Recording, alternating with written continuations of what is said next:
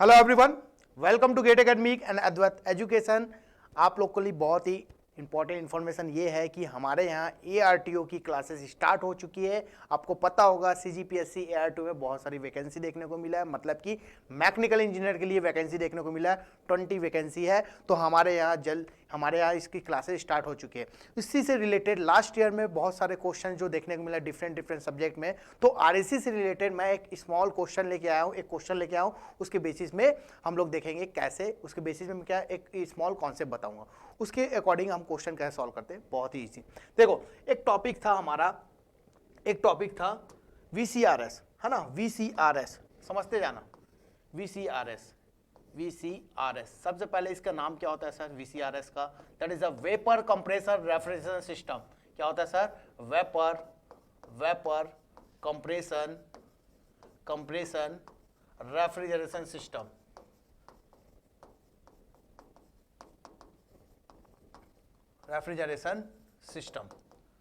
ठीक है, okay sir, ये तो ठीक है।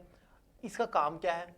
देखो, एक्चुअली क्या है, हम कूलिंग करते हैं। जैसे हमारे घर में रेफ्रिजरेटर है ना, फ्रिज है, इसी साइकिल पर वर्क करता है। एक साइकिल है जो हमारा रेफ्रिजरेटर इस पर वर्क करता है। इसके बेस पर क्वेश्चन कैसे आते हैं ये देखिए।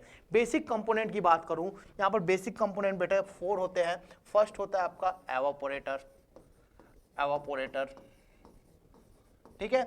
सेकंड कंपोनेंट होता है हमारा कंप्रेसर। बहुत डिटेल में आप लोग की क्लास में चल रही है, वहां पढ़ा रहे हैं हम लोग कंप्रेसर। यहाँ पर बेसिक कॉन्सेप्ट बता रहा हूँ जो इससे क्वेश्चन बन जाएंगे आपके। थर्ड अगर बात करूँ कंप्रेसर हो गया, कंडेंसर, ठीक है, कंडेंसर हो गया सर। और फोर्थ जो होता है आपका एक्सपांसन वॉल्व, इसे ही बोलते हैं थ्रॉटलिंग वॉल्व। क्या बोलते हैं सर? Throttling valve. ये बेसिक कंपोनेंट है। इसे हम साइकिल में कैसे कनेक्ट करते हैं, बहुत ही इंपॉर्टेंट है। आपको सीरीज भी पता होना चाहिए, जैसे मैंने लिखा है उसी के अकॉर्डिंग हम इसको कनेक्ट कर देंगे। कैसे कनेक्ट करेंगे? देखो, आपको क्या करना है, बेसिक पर्पस हमारा ये है, किसी सिस्टम से हीट को रिमूव करना है, that is a refrigerator effect. क्या बोलते हैं उसको? Refrigeration effect. मुझे कुछ चीज को ठंडा करना है तो क्या करूंगा मैं? वहां से हीट को निकालूंगा, टेम्परेचर डाउन होगा तो वो कूल हो जाएगा, और एनवायरमेंट टेम्परेचर के बिलो हो जाएगा तो उसे बोलते हैं रेफ्रिजरेशन इफेक्ट। ये बातें आप लोग को बेसिक ही पता होगा। तो देखो होता क्या है, मैं 4 कंपोनेंट को यहाँ पर बना रहा हूँ सर। यहाँ पर 4 कंपोनेंट को बना रहे हैं, दैट इज अ रेफ्रिजरेटर, मतलब कि ये एवापोरेटर बना दिया। फर्स्ट मैंने क्या बना दिया? एवापोरेटर बना दिया। सेकंड अगर बात करूँ तो मैं यहाँ पर बना रहा हूँ कंप्रेसर। क्या बना रहा हूँ सर? कंप्रेसर बना रहा हूँ, ठीक है। क्या ये हो गया कंप्रेसर, ये हो गया आपका कंप्रेसर, लाइक दिस। हम ऐसे क्यों बनाते हैं आप लोगों को समझ आएगा, ठीक है। ये कंप्रेसर हो गया। एक पॉइंट और नोट करते हैं, हम लोग कंडेंसर की बात करते हैं। तो देखो क्या होता है, सिस्टम समझते जाना ना। कंडेंसर की बात करेंगे तो क्या होगा सर? ये देखो, ये हो जाएगा आपका कंडेंसर, लाइक अ कंडेंसर, ओके। उसके बाद हम बात करेंगे कंडेंसर के बाद एक्सपांसन वॉल्व। ये सपोज एक्सपांसन वॉल्व, सभी आपस में कनेक्ट है। कैसे कनेक्ट है ये बात करते हुए हम लोग चलेंगे यहाँ पास। देखो, ये एवापोरेटर है, ये क्या है सर? एवापोरेटर है। और ये भाई साहब आपका कंडेंसर है, पूरा चीज़ों को आराम से समझो कैसे वर्क करता है, हम आराम से समझेंगे, ठीक है। कैसे वर्क करता है हम आराम से समझेंगे, लाइक दिस। इसको मैं पूरा पहले कनेक्ट कर देता हूँ। इस टाइप का आपका कनेक्टिविटी देखने को मिलेगा। यहाँ पर जो है रेफ्रिजरेंट फ्लो होता है, और अच्छे से इसको बना सकते हैं, कोई दिक्कत नहीं, और अच्छे से बना सकते हैं, कोई दिक्कत नहीं। देखो ये हो गया, ठीक है। मैंने क्या कहा? मैंने आपसे ये कहा that is evaporator. It is a heat exchanger है। ये क्या है? एवापोरेटर, ठीक है। That is a compressor. क्या है? कंप्रेसर। क्या है sir? Compressor. That is point number 1 इसको देता हूं, exit of evaporator, and exit of compressor को पॉइंट नंबर 2 देते हैं, और एग्जिट ऑफ कंडेंसर की बात करेंगे पॉइंट नंबर 3 दे देते हैं। Exit of expansion valve point number 4 की बात करूंगा। तो यहां पर देखो ये है। अब सिस्टम कैसे काम करता है? That is known as condenser, ये है कंप्रेसर, और ये एक्सपांसन वाल्व। देखो, evaporator and condenser both are heat exchanger. क्या है? Both are heat exchanger. Heat exchanger का मीनिंग क्या होता है सर? किसी बॉडी से हीट को लेना और मतलब कि वन फ्लूइड से हीट ले रहे हैं दूसरे फ्लूइड में ट्रांसफर करना, ये आपको हीट को ट्रांसफर दे। देखो होता क्या है, सपोज लाइक हमें क्या करना है सर, हमें जो है इस पॉइंट की बात करूंगा, ये हमारा क्या स्पेस है, ये हमारा क्या है स्पेस है, ऑब्जेक्ट है, ये हमारा क्या है ऑब्जेक्ट है। इसको हमको कूल करना है। इसका टेम्परेचर ले लेते हैं T1 ले लेता हूं मैं, टेम्परेचर T1 ले लेता हूं। तो कूल करने के लिए क्या करेंगे सर? कूल करने के लिए सर यहाँ से हीट को हम लोग निकालेंगे, यहाँ से हीट को निकालेंगे और ये एवापोरेटर क्या करेगा? इस हीट को एब्जॉर्ब कर लेगा, है ना। तो यहाँ पर मैं लिखूंगा इसके लिए एवापोरेटर के लिए हीट एडेड लिखूंगा। क्या लिखूंगा सर? हीट एडेड लिखूंगा। और हम देख सकते हैं यहाँ पर बेटा, हम यहाँ पर देखेंगे क्या मिलने वाला है। ये जो दिख रहा है आपको, दिस इज नोन एज यहाँ पर जो फ्लूइड फ्लो होगा इसे बोलते हैं रेफ्रिजरेंट। क्या बोलेंगे सर? रेफ्रिजरेंट फ्लो होने वाला है सर। यहाँ पर क्या होने वाला है सर? रेफ्रिजरेंट फ्लो होने वाला है लाइक दिस। ये रेफ्रिजरेंट फ्लो हो रहा है, ये रेफ्रिजरेंट फ्लो हो रहा है, ठीक है, ये रेफ्रिजरेंट फ्लो हो रहा है। अब वो रेफ्रिजरेंट क्या करेगा? वर्किंग फ्लूइड है, that is a working fluid. ये रेफ्रिजरेंट इस हीट को एब्जॉर्ब कर लेगा, इट इज हीट को एब्जॉर्ब करेगा और आपका टेम्परेचर इंक्रीज कर लेगा। अपना टेम्परेचर इंक्रीज करेगा, उसकी एनर्जी इंक्रीज हो जाएगी। तो यहाँ पर मिलेगा, दैट इज, मैं आइडियल केस की बात करूँ, दैट इज पॉइंट नंबर 1। यहाँ से हीट ले लिया, यहाँ से हीट ले लिया, भाई साहब कूल हो गया, ये भाई साहब कूल हो गया, रेफ्रिजरेट का पॉइंट नंबर 1। अभी वर्किंग फ्लूइड की बात कर रहे हैं, पॉइंट नंबर 1 की बात करूँ सर मैं वहाँ पास, तो एग्जिट ऑफ एवापोरेटर बोलेंगे और इनलेट ऑफ कंप्रेसर बोलूंगा। क्या करूंगा? Exit of evaporator and inlet of compressor, इसे बोलते हैं सैचुरेटेड। यहाँ पर आइडियल केस की बात करूंगा, सैचुरेटेड वेपर जो आपको मिलने वाला है, यहाँ पर रेफ्रिजरेट लिक्विड के फॉर्म में था, इसको हीट दिए वेपर में करना होगा, उसको हम लोग आइडियल केस के लिए सैचुरेटेड वेपर लेते हैं। क्या लेते हैं sir? Saturated vapour, that is point number 1। अब इसको मैं क्या करूंगा? कंप्रेस करूंगा। कंप्रेस करूंगा तो मुझे कुछ वर्क देना पड़ेगा, कुछ वर्क देना पड़ेगा, करेक्ट है। हम लोग वर्क इन दिए, इन वर्क मतलब कि वर्क इन दिए, तो उसका क्या हो जाएगा? जो सैचुरेटेड वेपर है उसको हम लोग सुपर हीटेड वेपर में कन्वर्ट हो, जैसे ही हीट देंगे रेफ्रिजरेंट को वो सुपर हीटेड वेपर में कन्वर्ट हो जाएगा। तो यहाँ पर पॉइंट नंबर मिला मुझे सुपर हीटेड वेपर मिल गया, सुपर हीटेड वेपर मिल गया। करेक्ट है बेटा? करेक्ट है। अब देखो जो रेफ्रिजरेंट फ्लो हो रहा है, वर्किंग फ्लूइड फ्लो हो रहा है, उसको एंट्री करेंगे हम लोग कंडेंसर में। अब कंडेंसर क्या करेगा? कंडेंसर क्या करेगा? समझना इस चीज को। कंडेंसर क्या करेगा? अगेन यहाँ पर फ्लूइड फ्लो होगा और कंडेंसर का काम क्या है? हीट को रिजेक्ट करता है। क्या करता है सर? हीट को रिजेक्ट करता है एनवायरनमेंट पर। यहाँ पर जो हीट हमने यहाँ लिया उसे हम ट्रांसफर कर देंगे एनवायरनमेंट पर, तो हीट रिजेक्शन हो गया बेटा। हीट क्यू रिजेक्शन हो गया, क्यू रिजेक्शन हो गया, हीट रिजेक्शन हो गया कंडेंसर में, कंडेंसर में। करेक्ट है? करेक्ट है। प्रोसेस बताऊंगा, अभी प्रोसेस बताऊंगा, बस समझो चीजों को। देन आफ्टर क्या होगा? उसके बाद ये कंडेंसर के होने के बाद, कंडेंस होने के बाद इसको सैचुरेटेड लिक्विड में कन्वर्ट कर दिया जाता है, सैचुरेटेड लिक्विड में कन्वर्ट कर दिया जाता है। अब ये सैचुरेटेड लिक्विड में कन्वर्ट कर दिया, उसके बाद मैंने लगा एक्सपांशन वाल्व। एक्सपांशन वाल्व का काम है, ये प्रेशर रिड्यूसिंग डिवाइस है। कौन सा डिवाइस है सर?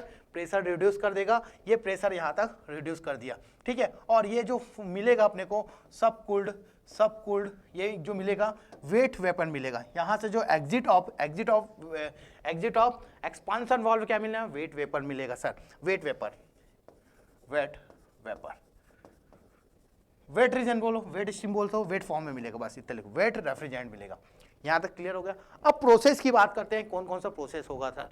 देखो मैंने यहाँ पर जो हीट को एडेड किया एवापोरेटर में और कंडेंसर में हीट को रिजेक्ट किया, तो हमेशा याद रखना हीट एडेड और heat rejection at constant pressure heat addition और कांस्टेंट प्रेशर हीट रिजेक्शन होता है sir. Constant pressure heat addition and constant pressure heat rejection. तो ये अपने को मिल गया। एवापोरेटर प्रेशर की बात हो गई, किसकी बात हो गई सर? एवापोरेटर प्रेशर की बात हो गई। और यहाँ पास कंडेंसर प्रेशर हो जाएगा। ये बात क्लियर हो गई क्या भैया? ये बात क्लियर हो गई क्या? सपोज आपको क्लियर हो गया होगा, ये पॉइंट क्लियर हो गया होगा। करेक्ट है? करेक्ट है।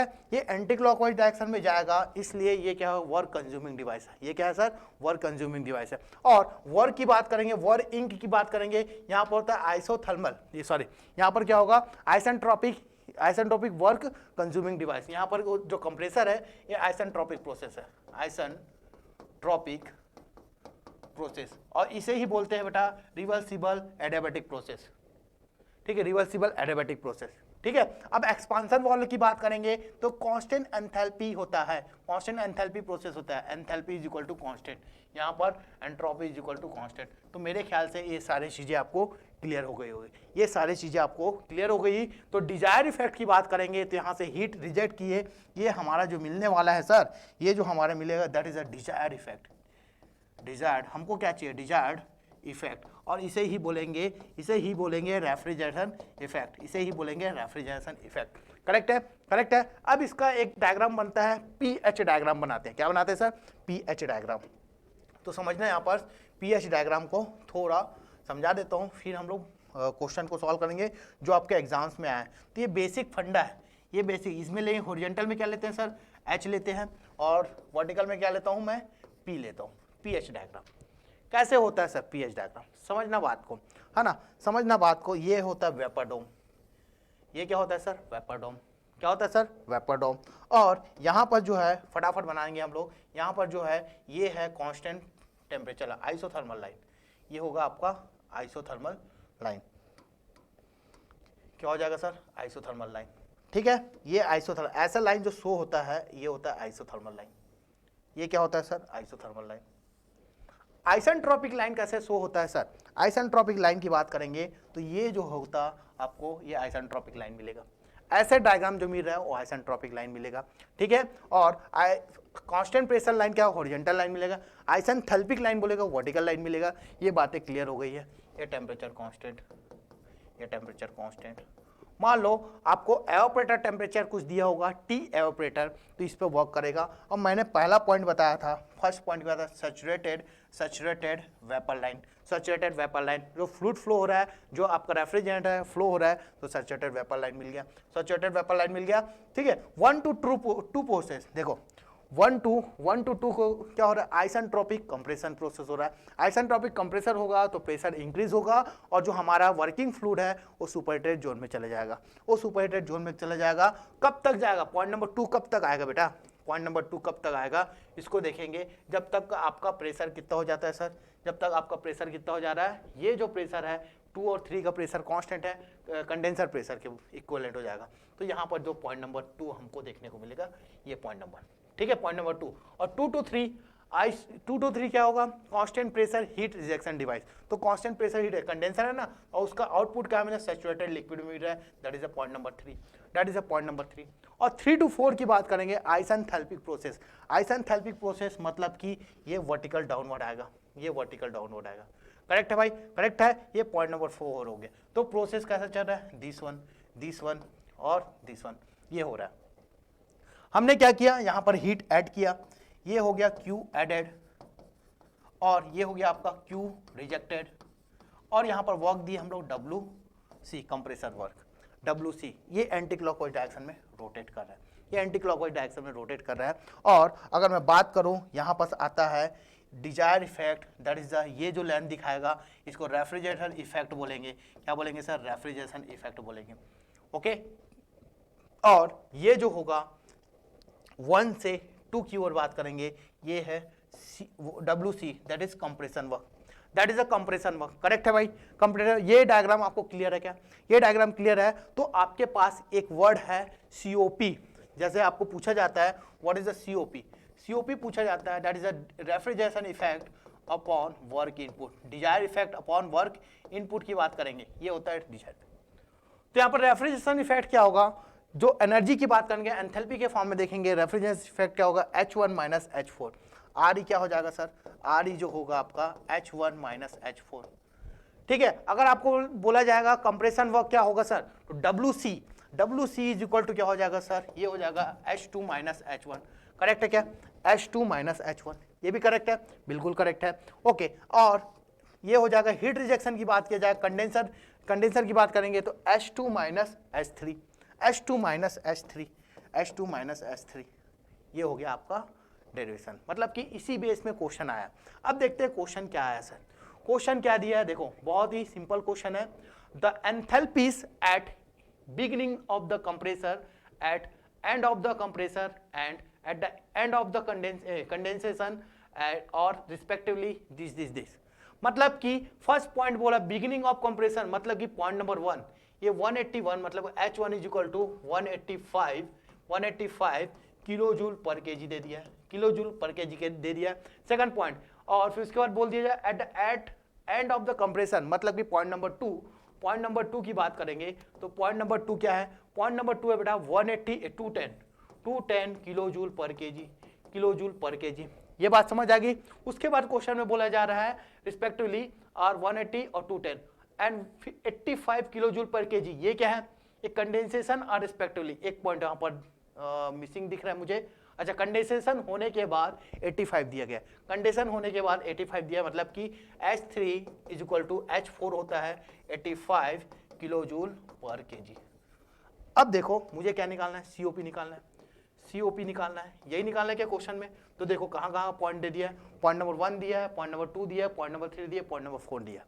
सारे वैल्यू उस वैल्यू में पुटअप करेंगे, आंसर ला लेंगे, सारे वैल्यू वहां पर पुटअप करेंगे, आंसर ला लेंगे। तो RE अपॉन वर्क इन हो जाएगा, और RE क्या हो जाएगा सर, RE इक्वल टू क्या हो जाएगा, H1 माइनस ऑफ H4, और W इन की बात करेंगे तो H2 माइनस ऑफ H1, और H4 इज इक्वल टू क्या है, this one, H4 is equal to क्या है, दिस वन।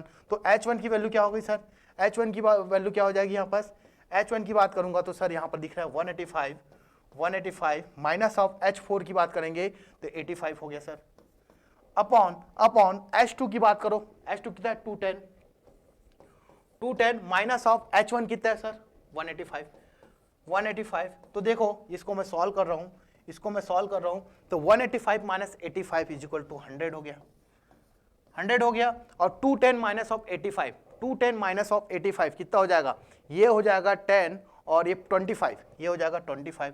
सॉल्व कर देंगे, क्या मिल जाएगा 4। तो इस लेवल का क्वेश्चन आपके पेपर में आया हुआ है, ये है आपका 4। This is answer number 4, C is the correct answer for given question. ये कब आया, CGPSC AR2 के एग्जाम में आया हुआ क्वेश्चन है। तो देख सकते हैं बहुत ही इजी लेवल का क्वेश्चन है, कैसे मैंने डील किया। आपको अगर VCRS का कॉन्सेप्ट नहीं पता तो डेफिनेटली ये क्वेश्चन नहीं बनेगा, और नहीं बनेगा तो सभी लोग से आप पीछे हो जाएंगे, एग्जाम से बाहर हो जाएंगे। तो आप क्या करेंगे, जल्दी से जल्दी गेट एकेडमी लाइव ऐप को ज्वाइन कीजिए। ARTO का क्लासेस स्टार्ट हो चुका है, जैसे कि आप लोगों को पता है, वो भी मिनिमम रेट में 2000 इंक्लूडिंग GST से आप लोग उसको ज्वाइन कर सकते हैं, रजिस्टर कर सकते हैं, उसको एंजॉय कर सकते हैं। और उसका रेट आने वाले टाइम में, अभी ऑफर है, आने वाले टाइम में उसका रेट बढ़ जाएगा, और आपको नॉन टेक्निकल दोनों यहाँ पर देखने को मिल रहे हैं। तो मेरे ख्याल से आप लोग को रजिस्टर करना चाहिए और इसका एंजॉय करना चाहिए, इस कोर्स का। ओके बेटा, thank you so much, very much.